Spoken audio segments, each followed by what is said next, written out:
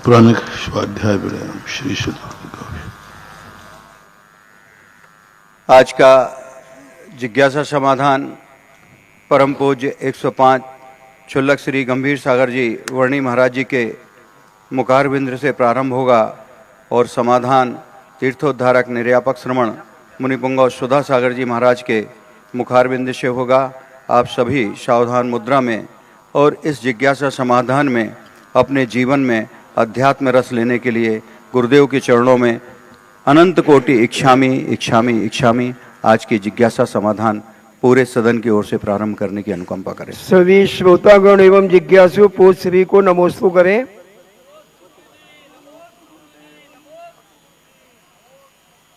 बिमला बरिया नागपुर से पूछती हैं, पूज्य गुरुदेव के चरणों में बारंबार नमोस्तु। महाराज श्री, जो हम लोग प्रतिमा जी प्रतिष्ठित दूसरे गांव से या शहर से लेकर के आते हैं, डब्बा बंद करके उनमें डिब्बे में चावल आदि रखते हैं, उस चावल का घर में उपयोग करके खा लेना चाहिए या मंदिर जी में चढ़ा देना चाहिए? कुछ भी कर सकते हो, क्योंकि वो चढ़ा हुआ नहीं है, इसलिए आप जैसी सुविधा हो वैसे करें। माली को भी दे सकते हैं, स्वयं भी उपयोग में ले सकते हैं। यशवंत सिंगई जीएसटी ऑफिसर ललितपुर से पूछते हैं, परम पूज्य गुरुदेव के चरणों में कोटिशा नमन। महाराज जी, जैन आगम के अनुसार एक सज्जन पुरुष की परिभाषा क्या होती है? सज्जन पुरुष सबसे बड़ा तो सरल और सहज होता है। वो इतना सरल और सहजता में जीता है कि कोई भी व्यक्ति उसकी सन्निधि पाने पर भय को प्राप्त नहीं होता। उसको ये नहीं लगता कि ये मुझे ठग लेगा, उसको ये नहीं लगता किसी को ये विश्वासघात करेगा। सज्जन की ये पहचान होती है।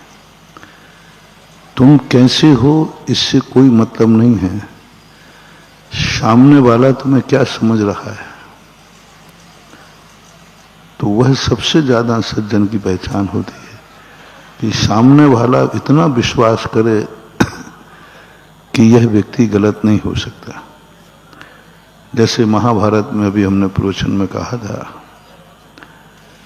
द्रोणाचार्य कहते हैं कि नहीं, धर्मराज युधिष्ठिर बोल देगा तो मान लूंगा कि अश्वत्थामा मारा गया।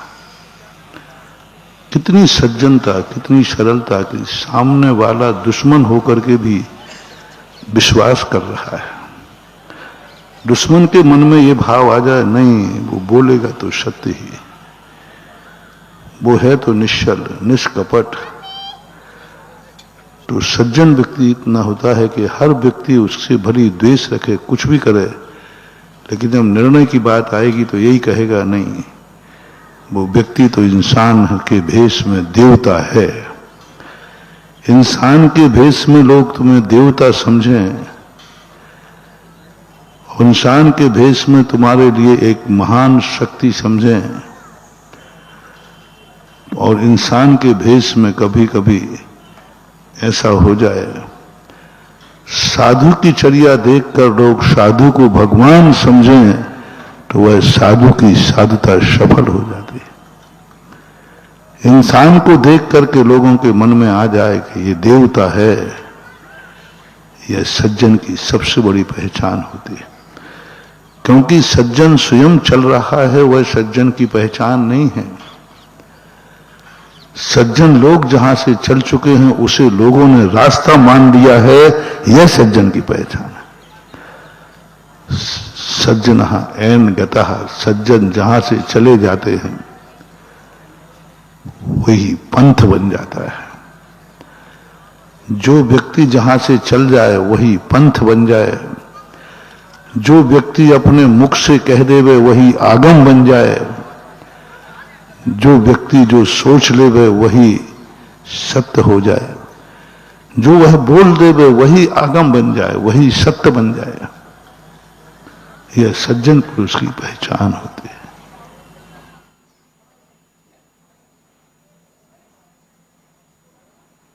नूतन जैन दिल्ली से पूछती हैं, मेरे गुरुदेव के चरणों में कोटिशा नमन।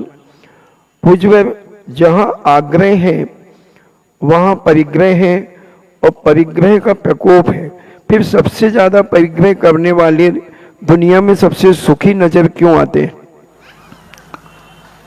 तुम उसको सुख मानते हो इसलिए नजर आते हो, है नहीं वो सुखी। तुम उन्हें सुखी मानते हो। क्या होता है, दूसरे की थाली सबको अच्छी लगती है,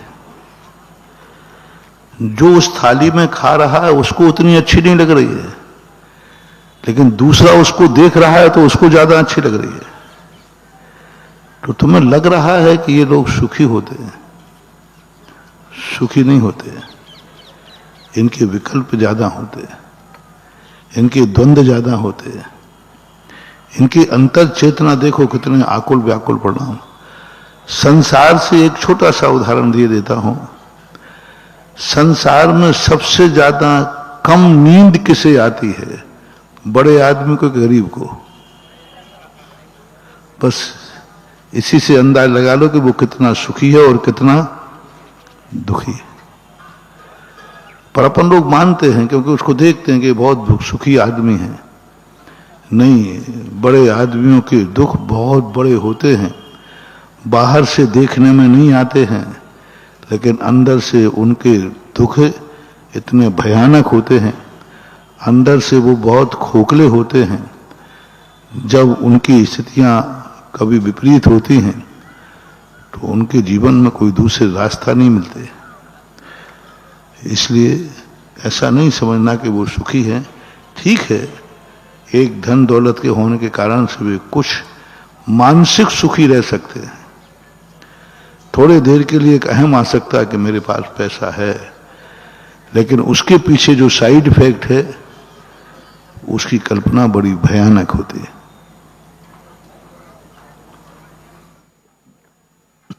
श्रीमती सुंदरी जैन ट्रांस जमुना कॉलोनी आगरा से पूछती हैं, नमोस्तु महाराज जी, जब हम प्रतिक्रमण आदि करते हैं तो उसमें बार बार खुद को पापी, दुरात्मा, दुष्ट, आलोचना आदि, ग्लानि, निंदा, प्रायश्चित, गर्हा आदि भाव आते हैं, मगर एक सामान्य मनुष्य के अंदर इस प्रकार के भाव क्यों नहीं आ पाते? अहंकार के कारण, ईगो पॉइंट होता है। जब व्यक्ति को अहंकार होता है तब वह व्यक्ति अपने आप को किसी भी आलोचना करने को तैयार नहीं होता।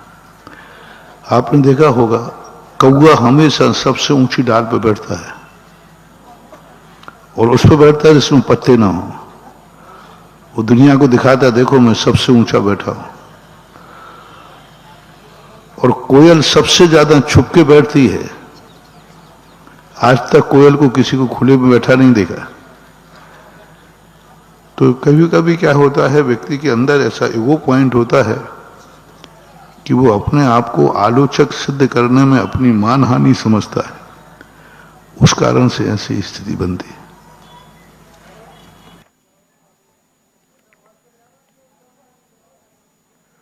और पिता जैन थांदुला से पूछती हैं, मेरे पूज्य आराध गुरुवर के चरणों में कोटिशा नमन।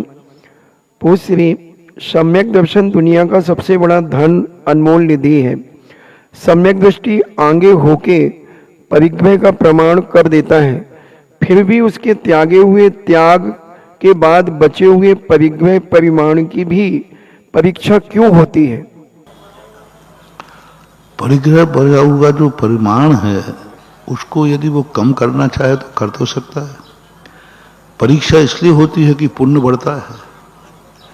त्याग दे और दन देने से उसमें नियम से बढ़ोतरी होती है, और त्याग और जैसे ही दान देगा तो कहीं ना कहीं से पुण्य तो वृद्धि होगी। पुण्य बढ़ेगा तो पुण्य प्रकृति अपना काम करेगी और उसको ये मौका दिया जाता है, तुमने धन पाकर धन दिया, दान दिया है, तो लक्ष्मी कहती है मैं तुम्हारे पास और आऊंगे जिससे मेरे को तुम और दान दे सको और अच्छे कार्य में लगा सको। तो ये भी कई बार ऐसी स्थिति बनती है। राजीव जैन अमर पाटन से पूछते हैं, मेरे आराध्य पूज्य गुरुदेव के चरणों में कोटिशा नमन। हे पूज्य, संसार के कौन से सुख इस जीव ने अनेकों बार भोगे और कौन से ऐसे सुख हैं जो अभी तक इसने प्राप्त नहीं किए? पंच इंद्रियों के जितने सुख हैं वो अनंत बार हो चुके हैं, और जितने अतीन्द्रिय सुख हैं उसको उसने एक बार भी नहीं भोगा। अतीन्द्रिय सुख के तक तो अभी पहुंचा ही नहीं है। अतीन्द्रिय सुख 11वें और 12वें गुण स्थान की स्थिति बनती है, बल्कि पूर्ण रूप से केवली भगवान की बनती है। तो अतीन्द्रिय सुख को अभी तक उसने प्राप्त नहीं किया, और इंद्रिय सुख जो हैं अनंत अनंत बार ग्रहण कर चुका। डॉक्टर मगन जैन आष्टा से पूछते हैं, परम पूज्य मेरे आराध्य गुरुदेव के चरणों में कोटिशा नमन। पूज्य, बिना फल दिए हुए कर्म का आत्मा से छूटना किस प्रकार संभव है? उदयाभावी क्षय को समझाने की कृपा करें। कोई भी कर्म बिना फल दिए कभी खिरता ही नहीं। फल तो देगा ही देगा वो, बस फर्क इतना है कि स्वमुख से दे या परमुख से दे। क्योंकि बंधे हुए कर्म की निर्जरा उदय पूर्वक ही होती है, उदीर्णा भी उदय पूर्वक होती है, उदय भी। कोई भी कर्म सत्ता में क्षय को प्राप्त नहीं होता। कोई भी कर्म नष्ट होगा तो उदय में ही आएगा। बस फर्क इतना है कि स्वमुख से आएगा या परमुख से आएगा। असाता वेदनी बनी है तो स्वमुख से नहीं आके साता के रूप में आ जाएगी। नीच गोत्र बंधा है, स्वमुख से उदय में नहीं आके उच्च गोत्र के रूप में आ जाएगा। अपनी सजाती प्रकृतियों के रूप में उदय में आते हैं ज्यादातर कर्म। इसलिए अनुदय तो नाम का कोई कर्म होता नहीं, आगे पीछे करके, लेकिन वो आएगा जरूर, ऐसा माना जाए। श्रीमती माधवी जैन बनगांव से पूछती हैं, मेरे आराध्य गुरुवर के चरणों में बारंबार नमोस्तु। महाराज जी, अबाधा किसे कहते हैं? आयु कर्म की अबाधा में क्या विशेषता होती है? मेरी जिज्ञासा का समाधान कीजिए। अबाधा का अर्थ ये होता है जिसको कोई बाधा नहीं पहुंचा सकता। कर्म बन गया है, इतनी देर तक वो उदय में नहीं आ सकता। कोई कुछ नहीं करेगा, अबाधा, कोई बाधा नहीं दे देगा। ना संक्रमण होगा, ना कोई उत्कर्षण अपकर्षण। अबाधा का तो निश्चित नियत काल। जैसे आयु की अबाधा बुद्धिमान आयु है, किसी ने आयु बंद कर ली तो अब वो कब उदय में आएगी? जितनी आयु अभी शेष बची है इसमें कोई बाधा नहीं पहुंचा पाएगा। कर्मों की स्थिति बनती है तो एक कोड़ा कोड़ी वर्ष पर 100 वर्ष की आबादा पड़ती है। 100 वर्ष तक एक कोड़ा कोड़ी कर्म किसी ने बांधा है तो 100 वर्षों तक कोई भी उसको उदय में नहीं ला सकता। बनते समय ये नियत धारा बनती है। ना करना चाहे तो अंतिम आबाधा एक आवली काल है। कोई भी कर्म बंधा है कम से कम एक आवली काल तक वह कुछ भी नहीं यथा स्थिति में पड़ा रह जाएगा। एक आवली काल के बाद ही वह उदय में आएगा। तो ये बंधावली कहलाती है। बंध के होने के बाद एक आवली बाद ही उदय में आएगा, इसको बंधावली बोलते हैं। अचलावली भी इसका नाम है कि कोई भी कार्य उसको कुछ भी नहीं कर सकते। तो इस प्रकार से जघन अवधि एक आवली काल है। अधिकतम 7 कर्मों की आवली काल अंता कोड़ा कोड़ी की अंतर मुहूर्त है। एक कोड़ा कोड़ी के हिसाब से 100 वर्ष, 70 कोड़ा कोड़ी की 7000 वर्ष। जिसकी जैसी है वैसी मानना चाहिए। आयु की जो आबादा होती है ये बुद्धिमान, जब से आयु बंधी है शेष जो बुद्धिमान आयु बची है वही उसकी आबादा। इस प्रकार की ये व्यवस्था जानना चाहिए। संजय जैन गुना से पूछते हैं, नमस्ते गुरुदेव, विधान आदि में मंडल पर मंगल कलश स्थापना सौभाग्यवती महिलाओं द्वारा ही कराया जाना चाहिए या बालिकाएं आदि भी, बेटियां आदि भी कर सकती हैं? ये लोक मंगल कहलाता है। लोक व्यवहार में तुम जिसे ज्यादा सगुन मानते हो उसको कर लेना चाहिए। एक परमार्थ मंगल है और एक लोक मंगल है। ये लोक मंगल हैं जो जनपद सत्य के आधार पर होते हैं। आप लोग क्या मानते हैं, किसको ज्यादा मांगलिक मान रहे हैं, उससे आप विराजमान कर लिए। सिद्धांत नहीं है, ये व्यवहार है। सिद्धांत जो कहलाते हैं वो चार ही मंगल हैं, अरहंत, सिद्ध, आचार्य, अरहंत, सिद्ध, साहू और धर्म। ये सैद्धांतिक मंगल है, ये व्यवहारिक मंगल नहीं है। और ये व्यवहारिक मंगल है दीप पूजन करना, कलश स्थापित करना, किससे कराना, किससे नहीं कराना, ये लोक मंगल के अंतर्गत आएंगे। इसका निषेध नहीं है, लेकिन ये लोक मंगल का अर्थ है सारी जनता क्या मानती है कि इसके हाथ से कराना मंगल है, तो बस वही मंगलिक माना जाएगा, उसके हाथ से करा सकते। आपके यहाँ कन्या का प्रश्न है, कन्या सबसे ज्यादा मांगली, तो कन्या से करा दीजिए।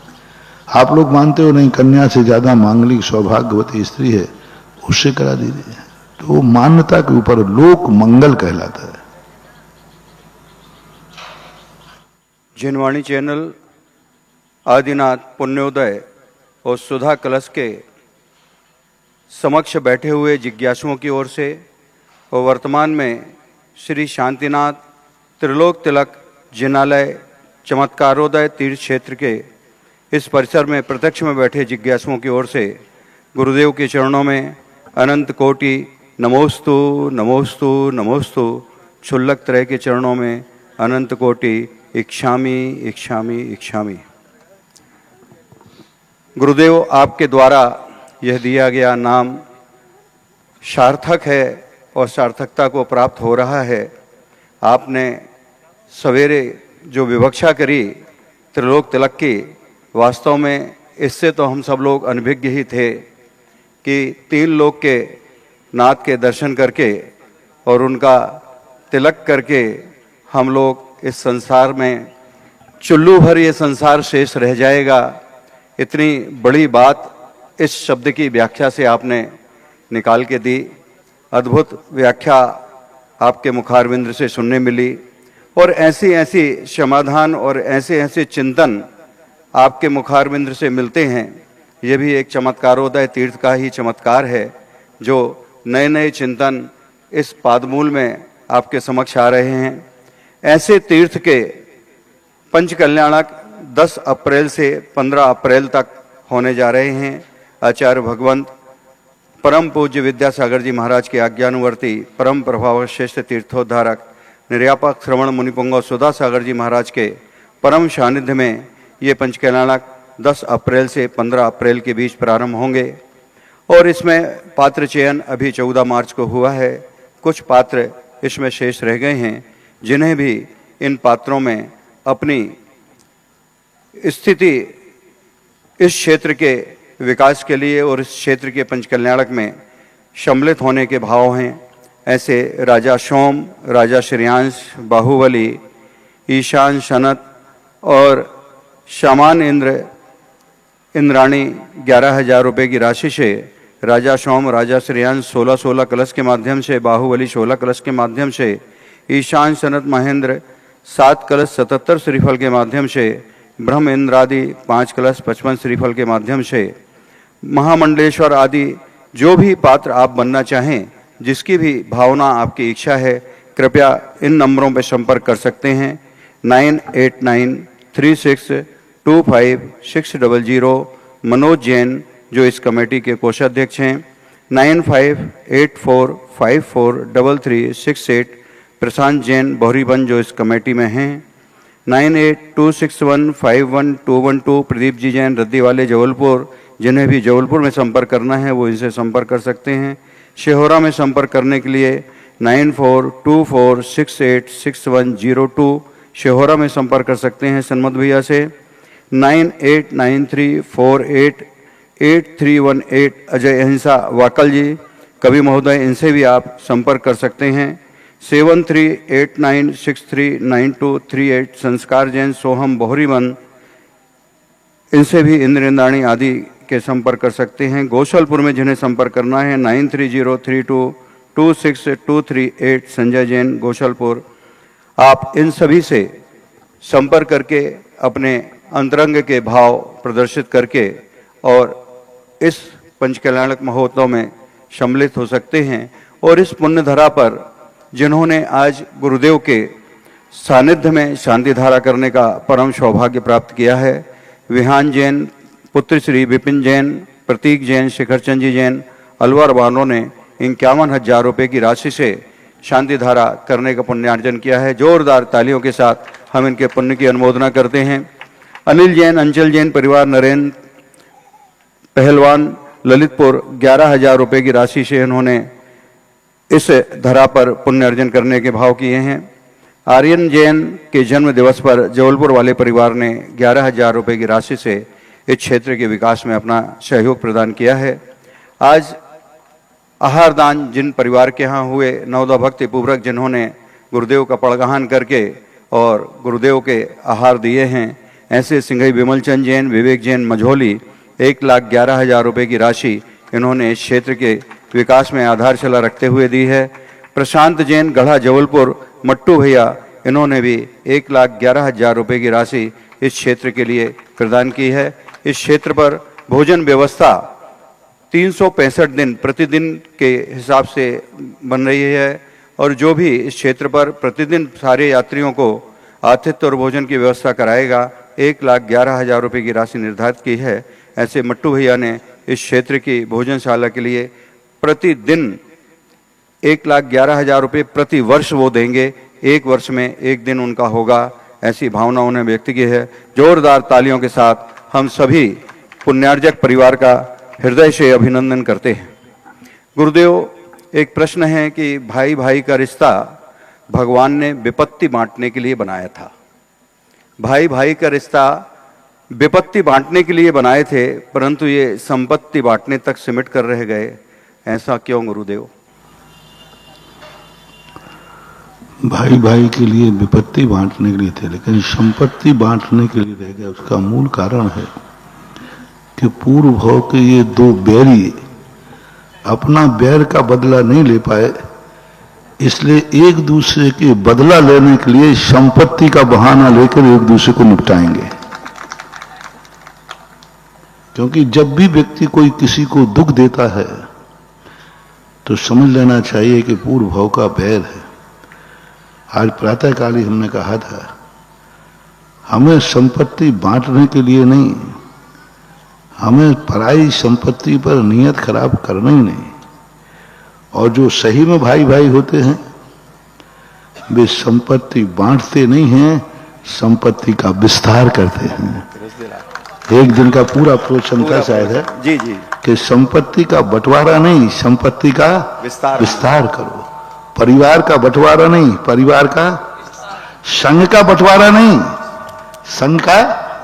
हमारे पूज्य आचार्य महाराज को देखा कहा था ना हमने कि हमारे पूज्य आचार्य महाराज ने संघ का बंटवारा नहीं किया, संघ का विस्तार किया। तो ये सबसे बड़ी चीज है कि संघ का हो, चाहे समाज हो, चाहे देश हो। पहले राजाओं को कहा जाता था कि जो पूर्वजों से राज्य मिला है उस राज्य का विस्तार करो, और आज क्या हो रहा है? राज्य का बंटवारा हो। भारत छोटा होता जा रहा है बंटवार बट के, और होना चाहिए भारत को बड़ा होना चाहिए। तो ये एक बहुत बड़ा दोष कहना चाहिए कि आज देश का विस्तार ना होकर बंटवारा हो रहा है। आज परिवार का विस्तार ना होकर परिवार का बंटवारा हो रहा है। ये कलयुग है, या भाई के रूप में दोनों पूर्व भाव के बैरी हैं, एक दूसरे से बदला नहीं ले पाए, इसलिए भाई बनकर के बदला ले रहे हैं। शास्त्रों में ऐसी भी कहानियां हैं, हमने कई एक बार सुनाई हैं, और कभी प्रसंग आएगा तो बताऊंगा कैसे भाई बन के बदला लेता है, कैसे भाई बाप बेटा बन करके बेटा बन के बदला लेता है, शिष्य बन के बदला लेता है, पड़ोसी बन के बदला लेता है, साझेदार बन के बदला लेता है। इसी को बोलते हैं आस्तीन का सांप। आस्तीन बन करके सांप बन के काटता है, आस्तीन बन करके। ये भी एक बैरी की परंपरा है। कर्म सिद्धांत को जब पढ़ते हैं तो आस्तीन बामी के सांप से भी ज्यादा खतरनाक होता है। इसके पीछे भी भाव पूर्व भाव की बहुत बड़ी कहानी होती है, कभी प्रसंग आएगा तो बताएंगे। नरेंद्र कुमार जैन रेपरा और तैयार रहेंगे पंडित विकास शास्त्री प्रियंका जैन कटनी। नरेंद्र कुमार जैन रेपरा, माइक दे दें भैया।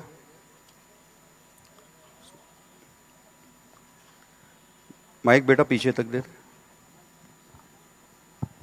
हेलो महाराज जी, नमोस्तु नमोस्तु नमोस्तु। चुल्ला जी के चरणों में इच्छामी इच्छामी इच्छामी। महाराज जी, ये है हमारा, ये साला है 7-8 साल से बाहर था, पता नहीं कहाँ, फिर अभी आया है तो उसका आशीर्वाद दे दीजिए। यही है आशीर्वाद। पंडित विकास जी शास्त्री कटनी। मम आराध्य गुरु पिता तुल्य गुरु के चरणों में बारंबार नमोस्तु। गुरुदेव, हमारी जिज्ञासा ये है, आपने कई बार आरती के संबंध में खुलासा किए हैं।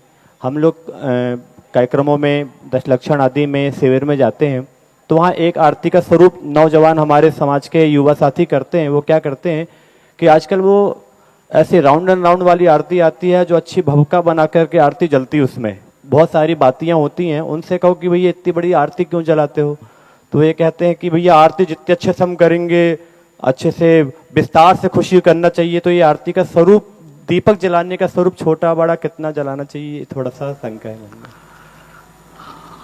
ये दीपक है, ये भावना है। कितना बड़ा दीपक होना चाहिए इसकी कोई आगम में चर्चा नहीं की।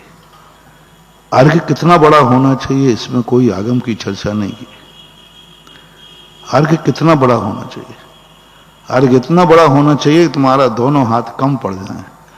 अर्घ इतना बड़ा होना चाहिए कि थाली कम पड़ जाए। अर्घ इतना बड़ा होना चाहिए कोपर कम पड़ जाए। अर्घ इतना बड़ा होना चाहिए 3 लोग कम पड़ जाए। कोई भी चीज जो तुम्हारे पास है वो कम पड़ जाए, उसका नाम है अर्घ। यदि मुट्ठी है तो कम पड़ गई, मुट्ठी कम है, रकाबी है तो छोटी हो जाती है, रकाबी कम पड़ जाए। जो चीज है वो कम पड़ जाए उसको बोलते हैं अर्घ है, अनर्घ पद। इसी प्रकार इनकी कोई वो नहीं है, बड़े भी जलते हैं छोटे भी जलते हैं। और हमने एक कहा था ना, जब एक कला आ जाए कि कोई आग लगा के जाए, उसे हम दीपक बना लें तो वो अपने आप ही दीपक बड़ा ही होगा। और वो कितनी अच्छी बात उस दिन आई थी।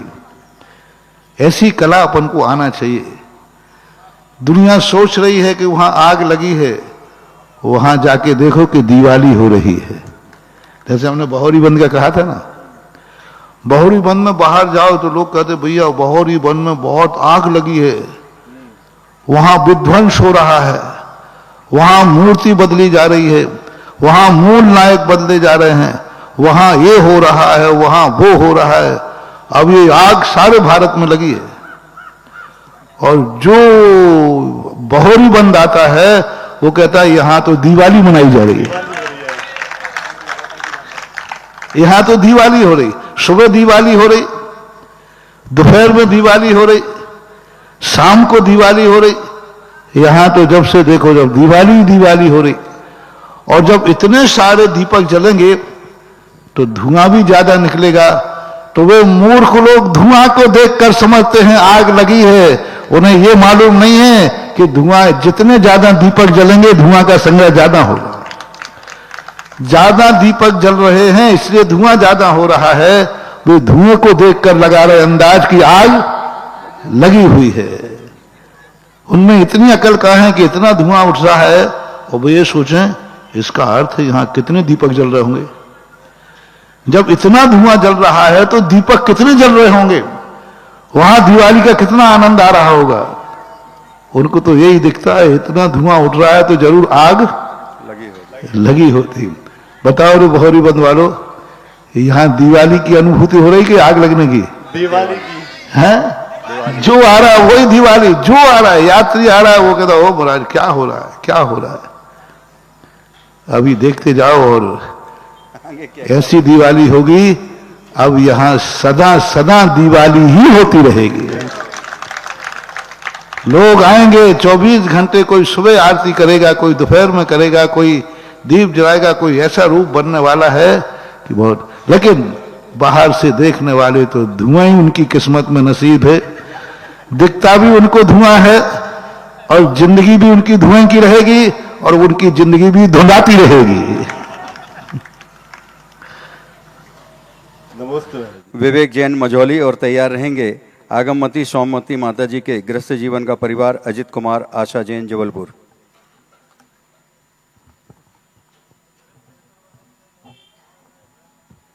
परम पूज्य तीर्थ प्रणेता निर्यापक मुनि पुंगव सागर सुधा सागर जी महाराज के चरणों में मेरे परिवार की ओर से एवं समस्त दिगंबर जैन समाज मझौली की ओर से नमोस्तु गुरुवर, नमोस्तु गुरुवर, नमोस्तु गुरुवर। छुल्लक महाराज जी के चरणों में एक शामी। गुरुदेव, धर्म कार्य करने में अथवा सत्कार करने में हमेशा विरोध विघ्न आते हैं। इन बाधाओं को कैसे दूर करें एवं इन बाधाओं को दूर करने में अपने गुरु का सानिध्य एवं आशीर्वाद कैसे प्राप्त करें, कृपया समाधान कीजिए। नमोस्तु।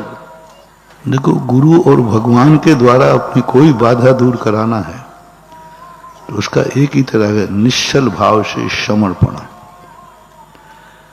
गुरु से यह मत चाहो कि निर्णय मेरे पक्ष में हो जाए। गुरुओं से अपने कार्य मत कराओ, गुरु जो कहें वो कार्य करो तो सारी समस्याओं का समाधान हो जाएगा। समर्पण चाहिए, क्योंकि उनके लिए जब भी कोई सामाजिक कोई हो, हम वही कार्य कर पाते हैं जहां समर्पण होता है। दुनिया क्यों नहीं करना, लेकिन जहां कार्य होना है, जिसमें कार्य होना है, वो तो समर्पित हो। तो ऐसा यदि समर्पण भाव आ जाता है तो गुरु उसे मात एक अपने छोटे से संकेत से उस विपत्ति को दूर करने की भी क्षमता रखते हैं। गुरु वही होते हैं। अजित कुमार आशा जैन जबलपुर। और एक छोटे से बच्चे को अपनी गुल्लक इस तीर्थ के निर्माण में देना है। जोरदार तालियों के साथ हम उसका हृदय से सम्मान करते हैं और कमेटी को आमंत्रित करते हैं, कृपया आएं और गुल्लक उस बच्चे से लेने की कृपा करें।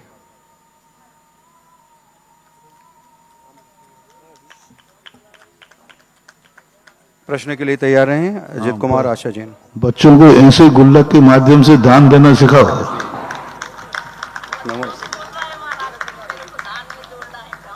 उठा लो, कन्या में उठा लो उसको।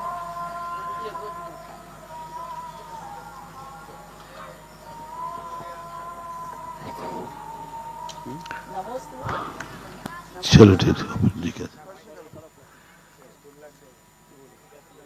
जो बोलो परम पूज्य स्वाट सुधा सागर जी महाराज की जय। छुल्लक महाराज जी को एक शामी, सभी भैया जी को वंदना, सभी लोगों को जय जिनेन्द्र। हे गुरुवर, धर्म वॉशिंग मशीन के जैसे, वॉशिंग पाउडर के जैसे होता, जिसे इस्तेमाल करें फिर विश्वास करें। अपितु धर्म ऐसा नहीं होता है कि जीवन बीमा के कंपनी जैसा, जिस जीवन के साथ भी जीवन के बाद भी। तो धर्म का प्रयोग कैसे करें? धर्म वॉशिंग पाउडर के जैसे नहीं होता, जिसे इस्तेमाल करें फिर विश्वास करें। धर्म अपितु ऐसा होता है जीवन बीमा कंपनी के जैसा, जो जीवन के साथ भी जीवन के बाद भी। अपितु हे गुरुवर, धर्म का प्रयोग कैसे करें जीवन में?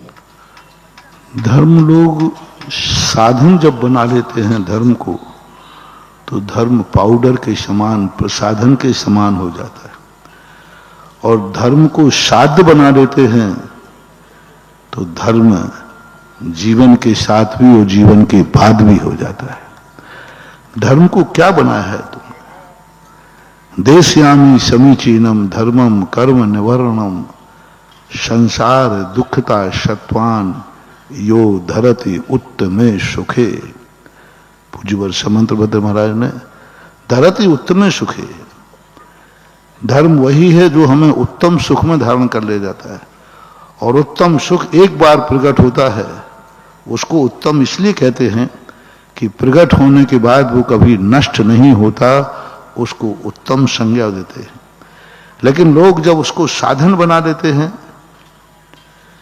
तो साधन जो बन जाता है तो धर्म सीमित हो जाता है। दूसरी बात, जो माचिस की काढ़ी दीप जलाने के लिए बनाई थी, चूल्हे जलाने के लिए बनाई थी, उसी माचिस की काढ़ी से कोई आग लगा दे तो माचिस की काढ़ी क्या करे।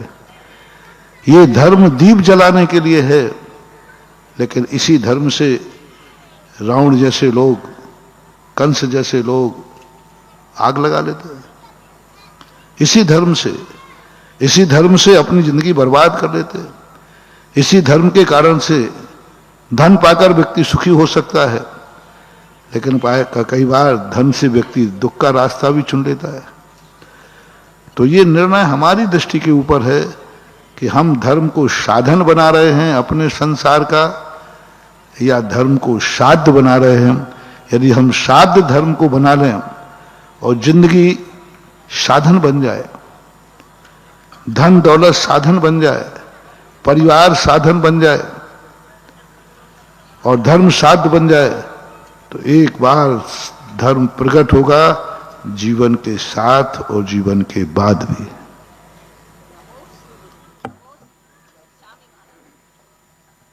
श्रवण संस्कृति संस्थान के यशस्वी विद्वान भाई पंडित विकास जी शास्त्री सम्यक ज्ञान प्रतियोगिता के परिणाम आपके समक्ष घोषित कर रहे हैं। आज एक और देखो, यहाँ तो सब पता नहीं क्यों बहोरी बंद में कुछ प्रतिदिन कुछ एक नया इतिहास मिलता है। कल क्या इतिहास मिला था? त्रिलोक तिलक का। आज एक नया इतिहास मिला और मुझे बड़ी खुशी हो रही कि जो मेरी इच्छा रहती है, मेरी धुआं में भी लाठी चले तो वो सही निकले।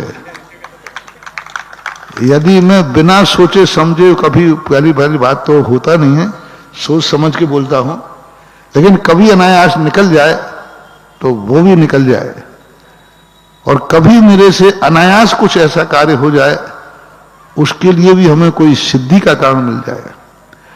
अभी एक बहुत बड़ा प्रश्न था, सब लोग पूछते थे कि महाराज जी बहोरी वन में आप बीच में पद्मासन और आजू बाजू खड़गासन बैठा रहे, ये पैटर्न आप कहां से लाए? सभी जगह तो तीनों खड़गासन होते, शांतिनाथ, कुंथनाथ, अरहनाथ, इनकी जोड़ी तो देखिए, भरत बाहुबली, ये जोड़ी, तीन शांतिनाथ की जोड़ी नहीं देखी थी। पहला पैटर्न तो ये कहां से लाए? दूसरा कि बीच में पद्मासन आजू बाजू खड़गासन, ये तुमने कैसे सोचा? अब मैंने कहा भैया सोचने में आ गया तो आ गए, लेकिन मन में विकल्प था कोई प्रमाण मिल जाए। तो लो बहोरी बंद का ये प्राचीन इतिहास खोज करके दे रहा हूं। अभी पंडित जी ने मुझे दिखाया, इस मूर्ति के साथ एक खम्मा स्तंभ निकला था, उसमें 32 मूर्तियां बनी हैं, बीच में पद्मासन, आजू बाजू खड़गासन, हर खंड में बनी हुई। आज पहली बार दृष्टि गई, बाजू में रखा हुआ है, आप लोग जाके देखना। हर खंड में 2 खड़गासन और बीच में पद्मासन मूर्ति बैठी है, और वो खम्मा उतना ही प्राचीन है जितने शांतिनाथ प्राचीन है।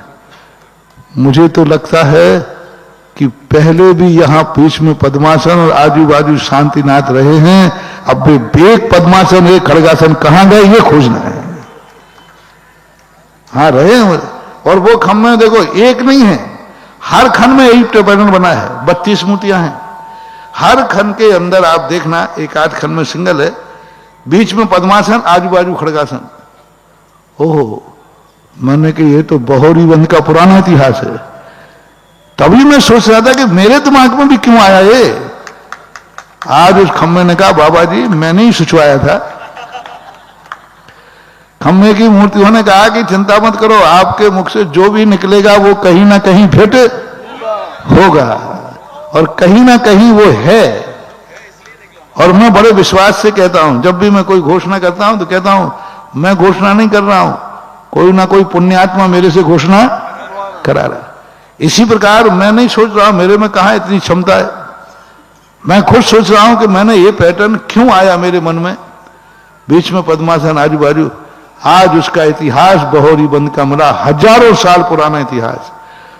और एक 3 मूर्ति नहीं, जितने भी उसमें खंड में मूर्तियां बनी हैं, हर खंड में पैटर्न एक सही है, बीच में पद्मासन, आजू बाजू खड़गासन। वो खम्मा आज इतिहास करके पंडित जी ने दिखाया तो मुझे बड़ी खुशी हुई। इस बात की खुशी नहीं को मिल गया, इस बात की खुशी हुई कि हमारे मन में ऐसा भाव क्यों आया। आज पता चला कि उस खम्मे में बैठे भगवान ने कहा कि बेटा मैं तो बहुत छोटा सा हूं, मुझे तो कोई पूछता नहीं है क्योंकि मैं छोटा हूं, तो इतना बड़ा बना दे जिससे सारा जगत जान जाए कि बहोरी बंद का प्राचीन इतिहास क्या है। प्राचीन इतिहास जो कहते हैं इतिहास मिटा दिया है। आज देखो रे आकर के मूर्खो, देखो देखो बाहुबली बंद का इतिहास कितना बड़ा, किसने भी इतिहास बनाया होगा। हर मूर्ति का उन्होंने पैटर्न बनाया, एक बीच में पद्मासन, आजू बाजू खड़गासन। कोई एक ही अकेला नहीं बना, ऊपर भी, बीच में, तीन भी, सभी में बना हुआ है। इसका अर्थ क्या है, कोई ना कोई भूमि बोलती है। और मेरे कई बार मेरे साथ हुआ ऐसा, जब ज्ञानोदय तीर्थ क्षेत्र बना, जब उस जमीन पर मैं खड़ा हुआ पहली बार जब गया, तो जैसे मैं आंख बंद करके हुआ खड़ा, तो ऐसे लगा जैसे बहुत सारे सूर्य मेरा चक्कर लगा रहे हो। तो मैंने सोचा मैं धूप में आया हूं, धूप में से आते ना भी, तब ऐसा होता है। और वो भूमि जब तीर्थ क्षेत्र के लिए चयनित हुई तो मैं बार बार ध्यान करता था, आखिर इस भूमि में ऐसा क्या है, इस भूमि में इतना बड़ा क्षेत्र बना क्यों यही भूमि चयन की गई। ये ध्यान करते करते वर्षों के बाद जब मैं अजमेर के पुरातत्व विभाग का एक संग्रहालय था वहां गए, वहां म्यूजियम में, वहां एक शिलालेख मिला, बीड़ निर्माण संबंध 25 ईयर्स, बीड़ निर्माण संबंध 25, और वो सारे इतिहास की किताबों में चलता है, सारे इतिहास की किताबों में चलता है वो शिलालेख। विश्व का सबसे बड़ा शिलालेख वो माना जाता। उसका इतिहास खोजा, मैंने पूछा कहां बोला, तो ज्ञानोदय तीर्थ क्षेत्र के पास में 2 किलोमीटर बड़लिया गांव है, बड़लिया और बड़लिया का इतिहास है। और बड़लिया की मेड़े पे तो नारेली बनी है, बड़लिया और नारेली के मेड़े पे बनी है। तो वो शिलालेख बता रहा है कि कभी प्राचीन काल में यहां कोई महातीर्थ क्षेत्र रहा है। भूमि आकर्षित करती, वास्तु कहती कि कोई ना कोई वहां की चीज है जो तुम्हारे लिए प्रभावित कर रही है। और आज इतना बड़ा इतिहास होकर के गया था भगवान के दर्शन करने, और हो गया इतिहास का दर्शन। मैं तो भगवान के दर्शन करके लौट रहा था, पंडित बोले महाराज जी जो आप रूप बना रहे हो ये आप नहीं बना रहे, या हजारों साल पहले लोग बना के रख गए कि बहोरी बंद की जब भी मंदिर बनाओ तो ऐसा पैटर्न बनाना, बीच में पद्मासन, आजू बाजू ये पूर्वज 1000 साल पहले लिख के गए। तो भैया हम अपनी तरफ से कछु नहीं कर रहे हैं, पूर्वजों की जो भावना थी उसको साकार कर रहे हैं। और उसका प्रतीक सब लोग जाकर के अभी मंदिर के बाजू में रखा हुए शिलालेख को देखना। ऐसा भी भारत में आज तक शिलालेख नहीं देखा जिसमें हर पैटर्न में 3 पैटर्न एक सही है, बीच में पद्मासन, ऊपर देखो, नीचे देखो, बीच में देखो, आजू देखो, बाजू देखो, पैटर्न वही है सब।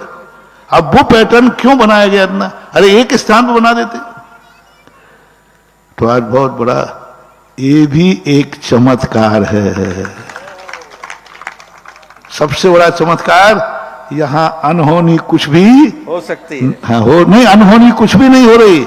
जो कुछ होना है होनी तो होके रहे, अनहोनी ना होए, जाको राखे साइया मार सके ना कोई। जो भगवान ही खुद करा रहा हो उसका कोई बिगाड़ नहीं कर। होनी तो होके रहे, अनहोनी ना हो। ऐसा पंडित विकास जी शास्त्री, उसके बाद तैयार रहेंगे रितेश जैन मड़ावरा। सच में यूं ही नहीं कहते कि हमारे गुरुजी को वाक सिद्धि है, ये तो कोई बात नहीं है। मैं आपको बताऊं, हमारे गुरुजी के एक और प्रसंग आता है कि एक व्यक्ति गुरुजी प्रवचन इसलिए सुनता था कि गुरुजी जो अंक बोलेंगे उस पर हमको सट्टा लगाना है।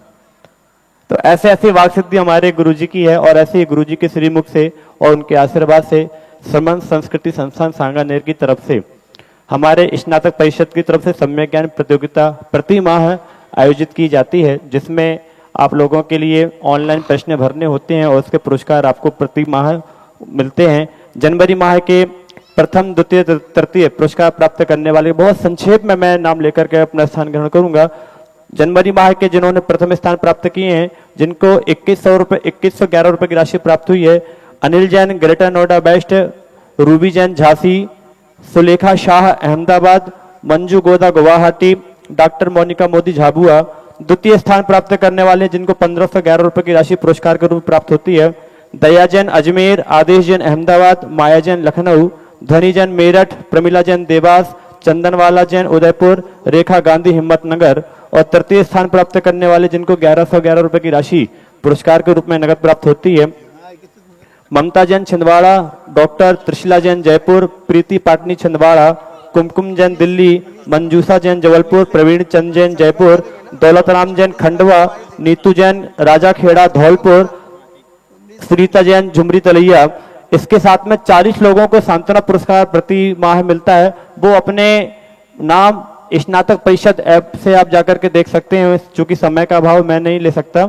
फरवरी माह में जिन्होंने सम्यक ज्ञान प्रतियोगिता में अपना स्थान प्राप्त किया: प्रथम सुषमा अभय जैन छिंदवाड़ा, रूपाली जैन अल्फा रेटा, तीसरा गोधा मंजूबेन सूरत, नविता जैन नागपुर, अलका जैन अलवर। द्वितीय स्थान प्राप्त करने वाले सरिता जैन जयपुर, अर्चना जैन जयपुर, राकेश जैन पलंदी दमोह, मीना रत्नावत उदयपुर, रेखा जैन आगरा, तिलकमती सेठी भीलवाड़ा, राजकुमारी जैन अलवर। और तृतीय स्थान प्राप्त करने वाले हैं श्री संतोष जी जैन सागर, राजेंद्र कुमार जैन ऋषिकेश, मोनिका पाटौदी इंदौर, कुमुदनी विलास पूर्वत करवंक, जिनेश जैन सिमरी दमोह, डॉक्टर डीके जैन खुरई, किरण जैन वेंगू, मनीषा जैन दमोह और प्रमिला जैन देवास। इन्होंने तृतीय स्थान प्राप्त किया। उसी के अनुसार ही फरवरी माह से दिसंबर माह तक एक सम्यक ज्ञान श्रवण संस्कृति प्राण प्रतियोगिता भी आयोजित पूज्य गुरुदेव से की गई है, जिनमें आपको आदिनाथ भाग 1, भाग 2 और भाग इसके आपको प्रश्न पूछे जाते हैं। जिसमें फरवरी में जिन्होंने ये 11 प्रतियोगिता के नाम इसमें आए हुए हैं, जिन्होंने 1001 की राशि नगद प्राप्त की है: श्री तिलकमती सेठी भीलवाड़ा, प्रिया जैन अलवर, बीना पंकज जैन भोपाल, आशु जैन पंचकूला, कमलेश जैन अलवर, सूर्यकांता जैन अजमेर, आशा भरत कुमार मेहता अहमदाबाद, हंसा जैन नीमच, विजय लक्ष्मी जैन इंदौर, मधु जैन जयपुर और रेखा जैन वटुर। आप लोग भी सम्यक ज्ञान प्रतियोगिता और श्रवण संस्कृति पुराण प्रतियोगिता में अपना पंजीयन आपके क्षेत्रीय संयोजक होते हैं, जैसे कटनी शहर में पूज्य गुरुदेव के आशीर्वाद से हमारे द्वारा संभाला जाता है। आप लोग भी ऑनलाइन अपना रजिस्ट्रेशन कराइए। और सबसे बड़ी बात, पूज्य गुरुदेव, ऐसी बहुत सी महिलाएं हैं जिन्होंने ये कहा है, अभी तक हमने स्वाध्याय नहीं किया था, लेकिन इन प्रतियोगिताओं के माध्यम से हमने इन ग्रंथों का चेहरा तो देखा और वो उनके इनाम भी फंसे, नंबर फंसे, तो उन्होंने आपके लिए बहुत बहुत नमोस्तु कहकर के गुरु जी आपसे आशीर्वाद मांगा है। आशीर्वाद चलिए आगे के लिए आदरणीय कक्का जी। रितेश जैन मड़ावरा, वो तैयार रहेंगी मंजू इटोरिया जबलपुर। देखिए, ये एक बात, कितनी बड़ी बात है। उन्होंने 45 साल से इरियापद भक्ति पढ़ रहा था, पर तिलोक तिलक पर राम बने उपयोग नहीं गया। और यहाँ बहोरीबंद में सन 1982 में उन्हें दर्शन किए, तब भी नहीं गया। पूज्य गुरुदेव के साथ आया, तब भी नहीं गया। पिछली बार आया, तब भी नहीं गया, तब भी दृष्टि नहीं गई। यहाँ 20 दिन हो गए, प्रतिदिन भगवान के दर्शन करने जाता हूं और उन भगवान को उठवा के भी रखवाया। ये भी देखिए, अंदर रखे थे तो उनको उठवा के भी रखवाया, लेकिन कभी ये अकल नहीं गई कि इसको देख तो लूं कि इसमें है क्या चीज है। अब वो क्या समय के ऊपर नहीं है ना। 19-20 दिन से मैं प्रतिदिन दर्शन कर रहा हूं, लेकिन उपयोग नहीं किया। उन्हीं को उठवा करके बाहर बेदी पर रखवाया, तब भी नहीं देखा। आज उस पर उपयोग गया, पंडित जी ने बताया और मैंने गौर से देखा, तो मन के इसका क्या संकेत है। तो भगवान बोल रहे थे, इसका यही संकेत है कि तू घबरा मत, जो कर रहा है सब उसके पीछे मेरा हाथ है। इसी को पुष्ट कर रहा है, इसी को पुष्ट कर रहा है। चलिए, बंद कर दिया आपने। हेलो, पूज्य श्री को नमस्तु। उसका फोटो सब बार से अगर तुम जो से भेजते हो ना, भेजो, देखो क्या इतिहास है और उस इतिहास को कैसे उद्धारित करके आकाश में पहुंचाया जा रहा है। यहाँ वहाँ घरों में बैठ बैठ करके, यहाँ वहाँ बैठ करके आलोचनाएं करना सरल है। ये कहना सरल है, ऐसा क्यों किया, ऐसा क्यों, लेकिन यहां प्रैक्टिकल देखो, वही वाली बात। सारी दुनिया को पता है कि बहोरी बंद में आग लगी है, अरे आकर देखो यहां दिवाली और होली मनाई जा रही है। पूज्य श्री को नमोस्तु, छुल्लक जी को इच्छामी, भैया जी को वंदना। पूज्य श्री, मेरी जिज्ञासा ये है कि सम्यक दर्शन और दर्शन विशुद्धि की विषय वस्तु लगभग एक ही मतलब परिभाषित होती है, इनमें विशेष अंतर कुछ स्पष्ट करें। नमस्ते। इसमें दर्शन विशुद्धि और दोनों में स्थितियां एक सी हैं। फर्क इतना होता है, सम्यक दर्शन में वह व्यक्ति स्वयं को संभालता है और दर्शन विशुद्धि में वो भाव करता है यह सम्यक दर्शन सारे जगत को प्राप्त हो, सारा जगत इस सम्यक दर्शन से अभिभूत हो, यह सत स्वरूप सब जाने, सबके लिए भी, सारे जगत के लिए यदि उसको बांटने का भाव आ जाए, यह सम्यक दर्शन सारे जगत की आत्माओं में प्रकट हो तो वह दर्शन विशुद्धि है, और मेरी आत्मा में प्रकट हो वह सम्यक दर्शन है। ऐसा अंतर। मंजू इटोरिया जबलपुर, और तैयार रहेंगे संस्कार जैन सोहम बोहरीबंद। बोले। परम श्रद्धे मुनिवर के चरणों में कोटिशः नमः। इच्छामी, छुल्लक महाराज जी के चरणों में इच्छामी, भैया जी के चरणों में वंदना, और सभी साधर्मी बंधुओं को सादर जय जिनेन्द्र। गुरुवर, मेरा प्रश्न है कि सुयोग्य माता पिता और धार्मिक माता पिता की संतान अयोग्य क्यों होती है, और जो माता पिता अयोग्य होते हैं उनकी संतान सुयोग्य होती है, ये किस कर्म का फल है? कृपया गुरुदेव जी समाधान कीजिए। ऐसा कम देखा जाता है, परसेंटेज ऐसा कम है कि अच्छे माता पिता के बुरी संतान हो। ये इसलिए होता है, कभी कभी उस पापी जीव का जो बुरे संस्कार लेके आया है तो उसको एक मौका दिया जाता है कि तुझे अच्छे माँ बाप की गोद में बौसा रहा हूं, सुधरने का एक मौका दिया जाता है, सुधरने का एक मौका दिया जाता है कि जा सुधर जा, अच्छे माँ बाप दे रहा हूं। लेकिन वो नहीं सुधर पाता है क्योंकि होनहार उसकी ऐसी।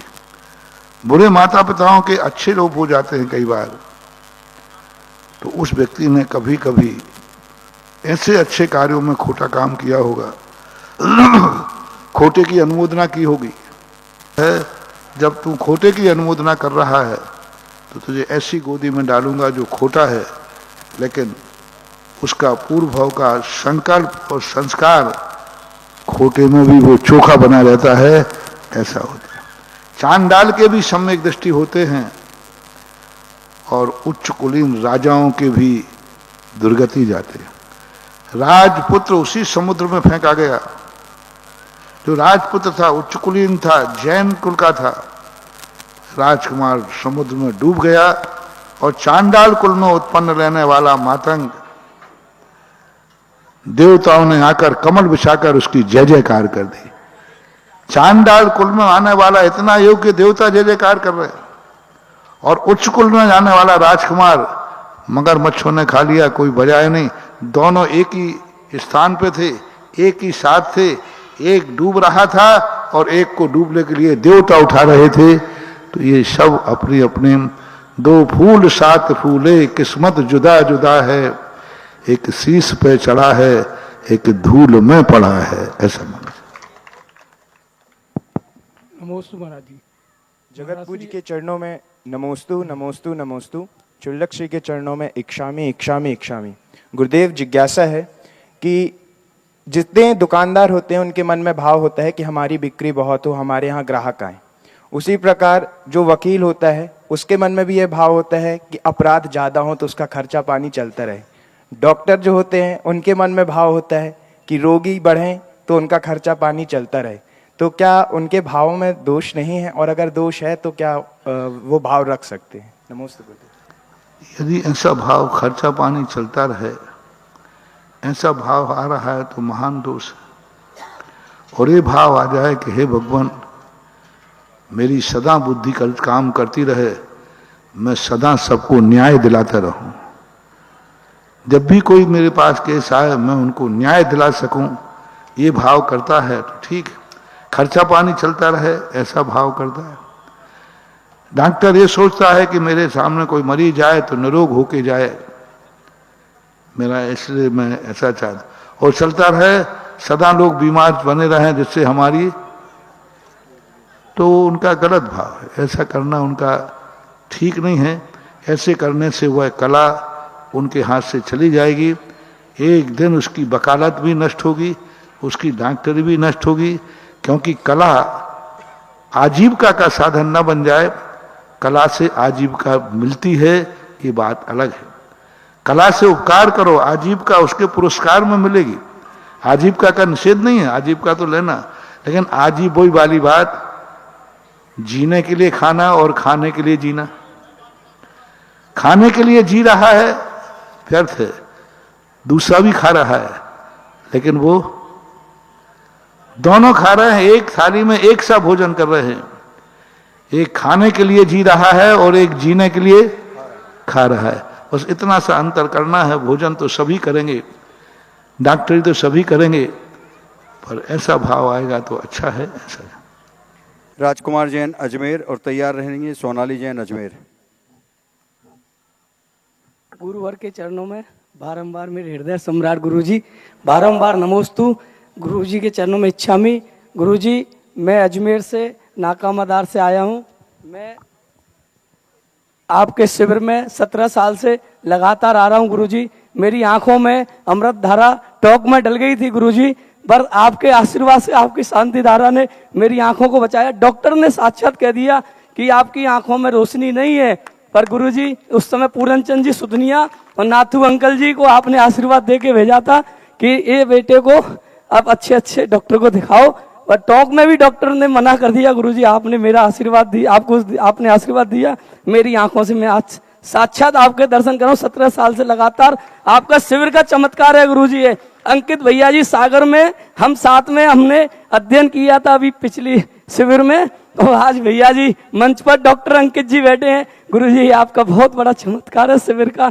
गुरुजी आपके आशीर्वाद से 54 फीट के श्री जिन शासन तीर्थ क्षेत्र पर शांतिनाथ भगवान की खड़गासन प्रतिमा 54 फीट की एक ही पाषाण जो बिजौलिया पार्श्वनाथ से ला करके वो बनाया गया है। अब उसका पंच कल्याणक 24 ही है, 11.25 फीट की। गुरुजी उसके लिए हम सौदर मिंद्र का पात्र का चयन हुआ है, सची इंद्राणी सौदर मिंद्र का। हम विशुद्धि बढ़ाने के लिए गुरुजी गुरु चरणों की वंदना करने के लिए आए हैं। 24 तीर्थंकरों की जन्मभूमि वंदना कर ली गुरुजी 15 दिन से, और सिद्ध क्षेत्र की सभी वंदना करने हैं। आचार्य भगवंत डोंगरगढ़ में सिद्ध क्षेत्र है, वहां जाएंगे। और गुरुजी यही मेरा भाव है कि हम कैसी विशुद्धि बढ़ाएं कि आगे हम ज्ञानोदय तीर्थ क्षेत्र में माता पिता बने, ये मेरी भावना है गुरुजी। हम सची इंद्राणी और सौदर इंद्र की तरफ से बारंबार गुरुजी के 100 बार करोड़ों बार असंख्य नमोस्तु। शिवरार्थियों को एक फायदा तो हुआ है, उनकी रिश्तेदारी बहुत सीमित प्रांतों में थी। अब शिवरार्थियों में इतना नेटवर्क होता है, कहीं भी जब शिवरार्थी जाते हैं, महाराज वो अपरिचित स्थान था और कोई जो अरे भाई साहब यहाँ तुम तो शिवरार्थी थी फलाने ग्रुप के फलाने नंबर, तो इतना बड़ा नेटवर्क हो गया है शिवरार्थियों का कि हर प्रांत में कोई ना कोई उनको शिवरार्थी मिल जाता है, और लोग पहचान भी लेते हैं और जान भी लेते हैं कि ये फलाना शिवरार्थी था। तो ये कितनी बड़ी रिश्तेदारी बन गई। महाराज जी जिसका सैटेलाइट इतना बड़ा हो तो स्वाभाविक है कि उसके चैनल बहुत सारे हो। कोई व्यक्ति महाराष्ट्र में गया, बोले महाराष्ट्र में वहां कोई मंदिर पूछ रहा था, तो उन्होंने अरे तुम मंदिर क्या पूछ रहे हो, तुम तो शिवरार्थी हो, हमारे बैच में तो थे। हाँ आशीर्वाद है, विशुद्धि का भाव बढ़ाओ, अच्छा कार्य। सोनाली जैन अजमेर और तैयार रहेंगे पीहू जैन गुनौर। हेलो नमोस्तु गुरुजी, नमोस्तु गुरुजी, नमोस्तु गुरु। इच्छा ही महाराज जी, इच्छा में इच्छा में इच्छा में सभी भैया जी को वंदना, जय जयंत वंदना। महाराज जी हम इस बार सचिन रानी बने हैं, हमारा भाव है हम आगे 2 बार और सचिन रानी बने, इसके लिए हम क्या भावना भाई भावना अच्छे भावना से बनो, भावना प्रबल रहेगी तो एक दिन साक्षात भी बन जाओगे, क्या बड़ी बात।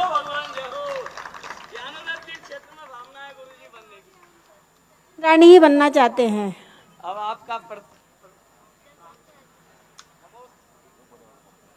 आज 10 मिनट का समय जिनवाणी चैनल के द्वारा प्रश्नों को देखते हुए बढ़ाया गया है। हम जोरदार तालियों के साथ जिनवाणी चैनल का हृदय से आभार व्यक्त करते हैं। पीहू जैन गिनौर शीघ्रता करें, माइक दे दें वहाँ माइक। और इसके बाद तैयार रहेंगे दयाचंद जैन कर्रापुर। गुरुदेव के चरणों में बारंबार नमोस्तु। त्रिकाल चुलक जी के चरणों में इच्छामी इच्छामी इच्छामी। महाराज श्री, मेरा प्रश्न ये है कि हम कोई भी कार्य करते हैं उसमें हमेशा असफलता प्राप्त होती है, तो ये कौन से कर्मों का फल है जो ऐसा होता है, और हमें क्या करना चाहिए कि हमें कोई भी कार्य में सफलता प्राप्त हो? नमोस्तु महाराज। पहले तो हमें चिंतन करना चाहिए कि हमने किसी न किसी कार्य में विघ्न पहले डाला है, कि सफल व्यक्ति को हमने असफलता की भाव किया है, उसका परिणाम है। पहले कर्म के विपाक का चिंतन करना चाहिए। विपाक विषय धर्म ध्यान, अपाय विषय धर्म ध्यान यह हो जाता है कि हमें फिर संकल्प करना चाहिए कि हमसे गलती हुई है, आगे भविष्य में हम किसी भी कार्य के लिए विफल नहीं देखेंगे। और सफल व्यक्ति को देखकर ईर्ष्या की अपेक्षा खुशी मनाना सीखो तो सफलता का रास्ता खुल जाएगा। सबसे बड़ी चीज है, मैंने कई बार प्रैक्टिकल किया, कि जो सफल हुआ है उसकी खुशी मनाना शुरू करो तो आपकी सफलता के द्वार खुल जाएंगे। हम विफल हो जाएं, दूसरा सफल हो जाए तो हमें ईर्ष्या भाव जागता है, कसाय भाव जागता है। यही हमारी असफलता को और बढ़ावा देता है। यदि हम फेल हो जाएं और दूसरा पास हो जाए तो हमें एक बार उसको जय जयंत करना चाहिए। कोई बात नहीं, मैं फेल हो गया लेकिन ये सफल हो गया, मुझे खुशी है। किसी सफल व्यक्ति की खुशी मनाना शुरू करो, विफलता खत्म हो जाएगी, सफलता के रास्ते खुल जाएंगे।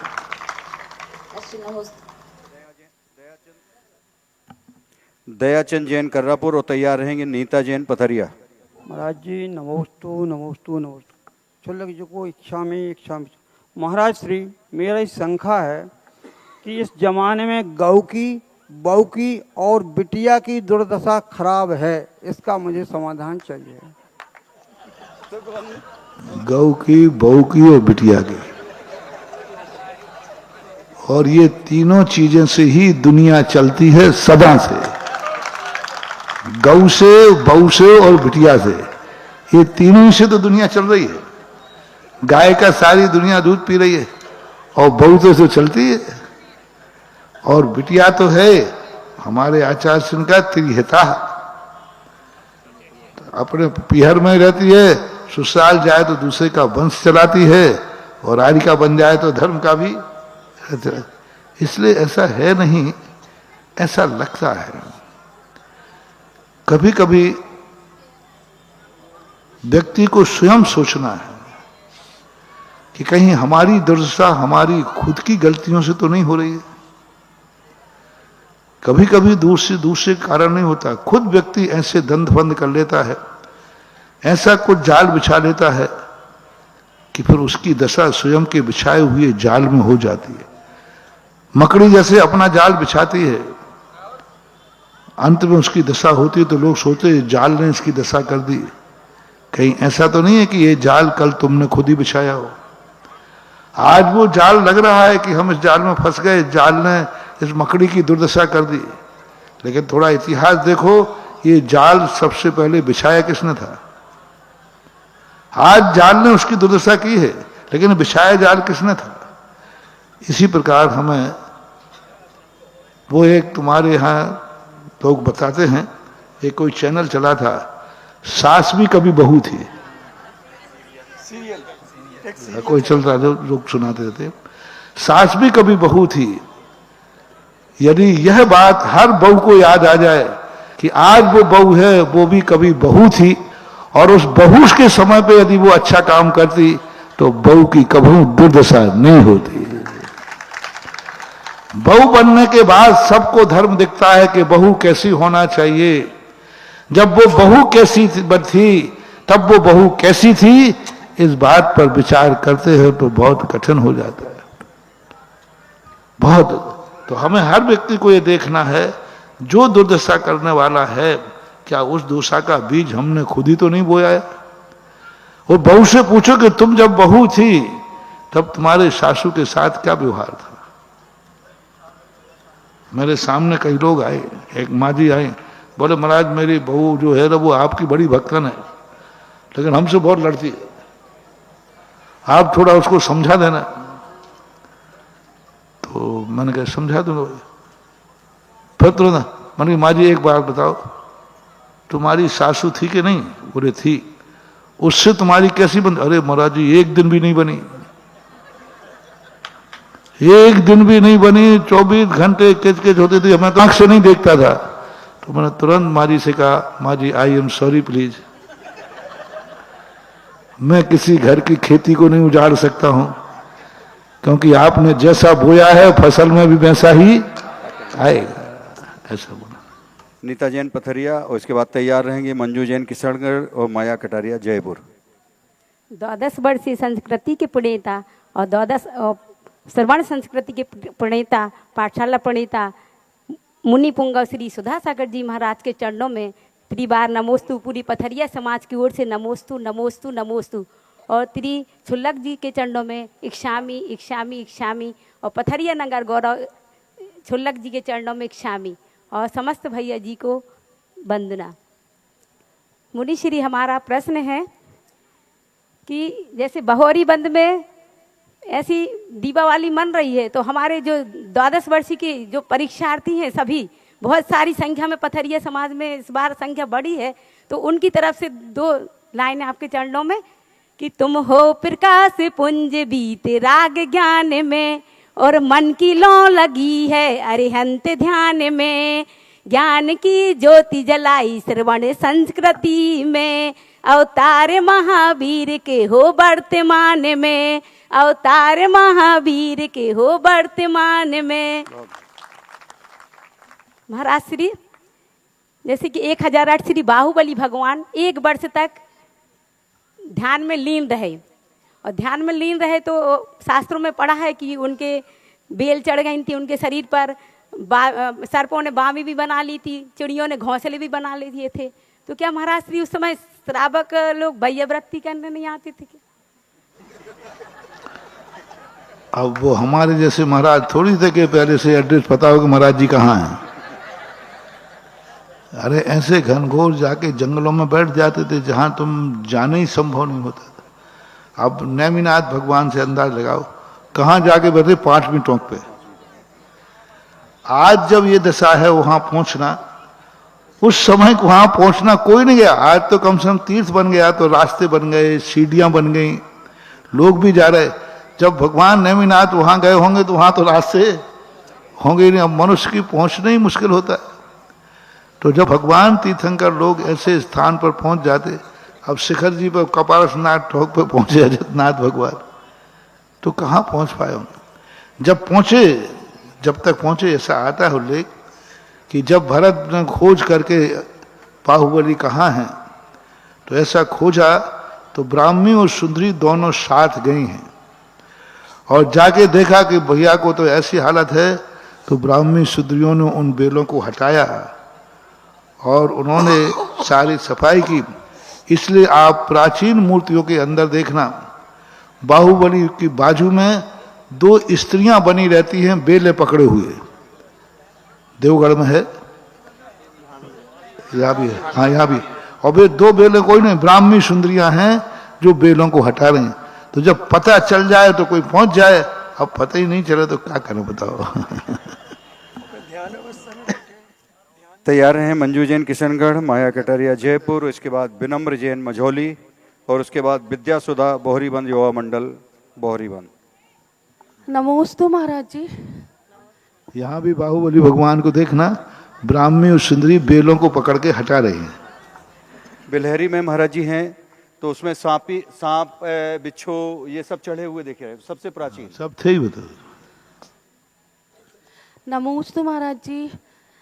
मेरा ये जिज्ञासा है कि मेरे घर वाले बोलते हैं कि कोई स्वर्ग नहीं है, कोई नर्क नहीं है, अपन जिसका गंदा करेंगे वो अपना भी गंदा ही होगा, बस यही दुनिया है, आगे कुछ नहीं है, ऐसा बोलते हैं। तो इसकी जिज्ञासा आप बताइए समाधान। तो यही सब दुनिया है, तो फिर इस दुनिया में अपन ये क्यों सोचते हैं कि ये मर गया, क्यों सोचते हैं कि ये जन्म गया?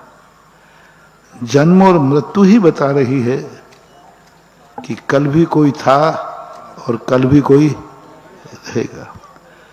और जो संस्कार हैं यदि हमारी जिंदगी में हैं तो हमें संस्कार भी आगे पीछे जाके देखे जा रहे हैं। क्यों कोई जन्मता है तो अच्छे संस्कार लेके आता है, कोई जन्मता है तो गंदे संस्कार लेके आता है। आखिर क्या है? जैसे अभी प्रश्न किया था, अच्छे माता पिता के यहाँ गंदा बेटा कैसे जन्म गया? अब वहां तो कुछ भी नहीं था, सब अच्छे थे, ऋषभनाथ अच्छे थे, भरत बाहुबली अच्छे थे, पर मारीच कैसे जन्म गया? जब सब कुछ यहीं अच्छा है तो फिर अच्छों के बीच में ये गंदा व्यक्ति कैसे आ गया? और सब कुछ बुरा है तो बुराइयों के बीच में चांडाल अच्छा कैसे बन गया? तो इन सब चीजों को देखकर लगता है अच्छे बीचों के बीच में बुरा आदमी आ गया, इसका अर्थ है कि ऐसा कुछ नहीं, कोई ना कोई पूर्व का संस्कार उसमें है कि सब कुछ अच्छा होते हुए भी वो अच्छा नहीं हो रहा है। किसने बनाया था रावण को ऐसा? रावण की माँ का कैकसी बहुत धर्मात्मा थी, रावण के पिता रत्नश्राव बहुत बड़े धर्मात्मा थे, फिर रावण कैसे बन गया ऐसे?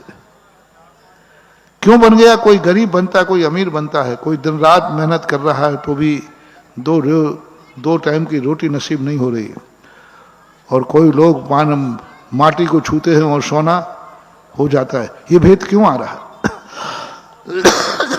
ये उतार चढ़ाव क्यों दे रहे? चाहत तो सबकी अच्छी है। जब एक सी मशीन है, एक सी गाड़ी आती है तो सारी गाड़ी एक समान दौड़ती है, एक समान एवरेज देती है, फिर यहाँ एक समान क्यों नहीं हो रहा जब एक ही कंपनी के लोग हैं, सब यही हैं? तो इतने सारे यक्ष प्रश्न हैं, जिन प्रश्नों के संबंध में सोचेंगे तो हमें पुनर्जन्म मानना पड़ेगा और नरक और स्वर्ग की भी मानना पड़ेगा, क्योंकि उसके बिना इस संसार की व्यवस्था नहीं बन सकती। यदि जेल नहीं होगा तो अपराध बढ़ जाएंगे, नरक नहीं होगा तो अपराधी बढ़ जाएंगे, और स्वर्ग नहीं होगा तो प्रोत्साहन नहीं मिलेगा, पुरस्कार नहीं मिलेगा। इसलिए कहने में ऐसा आता है, लेकिन सत्य यह है कि नरक भी है, स्वर्ग भी है। विनम्र जैन मझौली।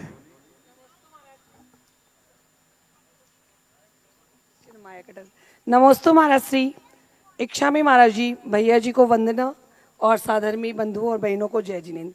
प्रश्न मेरा ये है महाराज श्री कि जैसे हम इस धार्मिक सभा में आए, तीर्थों में आते हैं, गुरु के पास आते हैं, आपके पास आते हैं, तो हमारी भावना इतनी अच्छी हो जाती है कि ये धर्म कर्म में लगे रहते हैं, पूजा पाठ, और सारे उस समय याद आ जाते हैं अच्छे कर्म कि नहीं हमें ये करना चाहिए, और घर पहुंचते ही हमें इनको प्राथमिकता नहीं देते हुए मंदिर का समय भी 15 से 20 मिनट भागते दौड़ते निकालते हैं और ऐसे उलझ जाते हैं कि इनको तो हमें समाधान कीजिए महाराज जी की वहां भी हमारी भावना ऐसी रहे।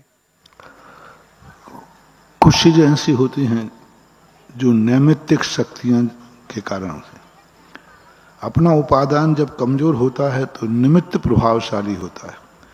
अच्छे निमित्त मिल जाए तो अच्छे भाव हो जाएंगे, बुरा निमित्त मिल जाए तो बुरे भाव हो जाते हैं। ऐसा इसलिए होता है कि हमारी उपादान शक्ति कमजोर है, हमारे उपादान कर्मों ने जकड़ लिया है और निमित्त प्रभावित कर रहा है।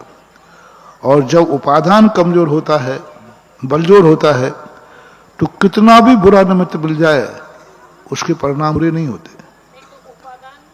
और उपादान के लिए हमें संगति बढ़ाना पड़ेगी, उपादान के लिए हमें स्वाध्याय बढ़ाना पड़ेगा, उपादान के लिए हमें उनके साथ संगति करना पड़ेगी जो निरंतर धर्म से प्रभावित होते हैं और धर्म के माध्यम से उपादान शक्ति को जगाते हैं। जैसे तुमने कहा कि साधु संतों की संगति में आकर परिणाम अच्छे होते हैं, तो आपको साधु संगति का समय बढ़ाना पड़ेगा, उस समय उनका सोच करना पड़ेगा मान लो घर में भी बैठे हैं तो उनका ध्यान करो, उनकी स्तुति करो, उनका स्मरण करो, उनके प्रवचन सुनो। उनके संबंध में जितना हम समय देंगे हमारे परिणाम उतने ही सुधरेंगे। विनम्र जैन मझौली और इसके बाद तैयार हैं विद्या सुधा भौरीबंद युवा मंडल। हृदय सम्राट मुनि पुंगव श्री शोधा सागर जी महाराज के चरणों में मेरे परिवार की ओर से बारंबार नमोस्तु। सकल दिगंबर जैन समाज मझौली की ओर से बारंबार नमोस्तु। शुल्लक जी के चरणों में इच्छामी, सभी भैया जी को वंदना। हे गुरुवर, हमारे जीवन में धर्म की वृद्धि कैसे हो और उसके लिए हमें क्या करना चाहिए? अभी जो बताया ना वही तो बताया। यदि जब स्वयं वृद्धि नहीं हो पा रही धर्म की, तो जिन्होंने धर्म कर रहे हैं उनकी संगति बोलो।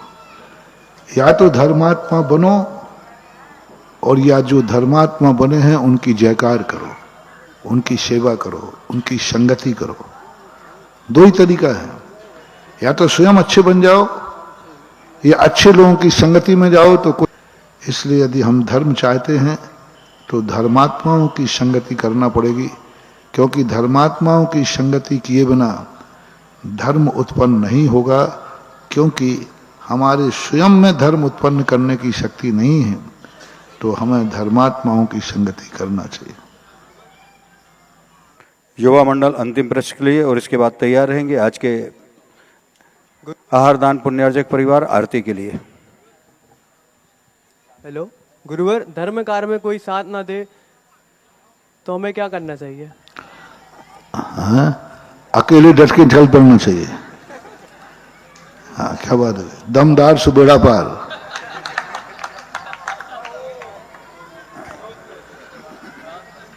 जगत पूजी के चरणों में बारंबार नमोस्तु। छोलक त्रय के चरणों में इच्छामि।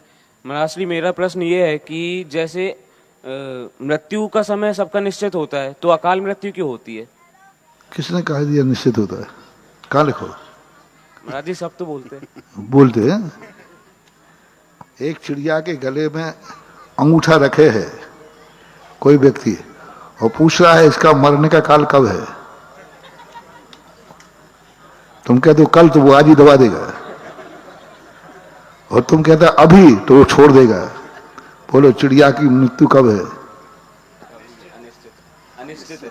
अंगूठा दब जाए तो अभी है, और नहीं दबे तो जी जाएगी। ऐसा मानो। नमोस्तु। आरती के लिए तैयार रहेंगे सिंगाई विमल चंद जी जैन, विवेक जैन मझौली, प्रशांत जैन गढ़ा जबलपुर, मट्टू भैया, सभी लोग आ जाएं और आज की आरती गुरुदेव की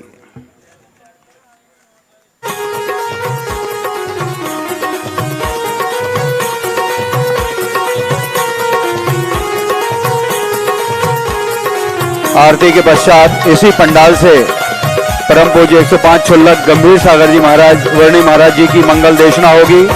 आप सभी आरती के बाद इसी पंडाल पर व्यवस्थित होकर बैठने की कृपा करेंगे।